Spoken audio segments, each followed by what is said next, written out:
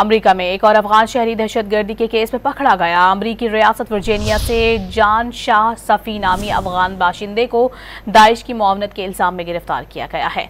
Homeland security के मुताबिक मुलजिम ने अफगानिस्तान में अपने वालिद को असलहा पहुंचाया, जो दाइश कमांडर है। मुलजिम जान शाह सफ़ी 2021 में बाइडेन इंतजामिया के खुसूसी प्रोग्राम के तहत अमेरिका पहुंचा था।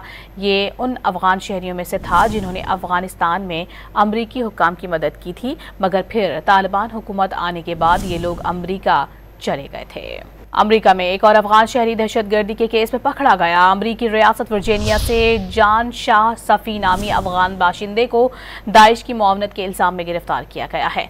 होमलैंड सिक्योरिटी के मुताबिक मुलजिम ने अफगानिस्तान में अपने वालिद को असलहा पहुंचाया, जो दाइश कमांडर है। मुलजिम जान शाह सफ़ी 2021 में बाइडेन इंतजामिया के खुसूसी प्रोग्राम के तहत अमेरिका पहुंचा था।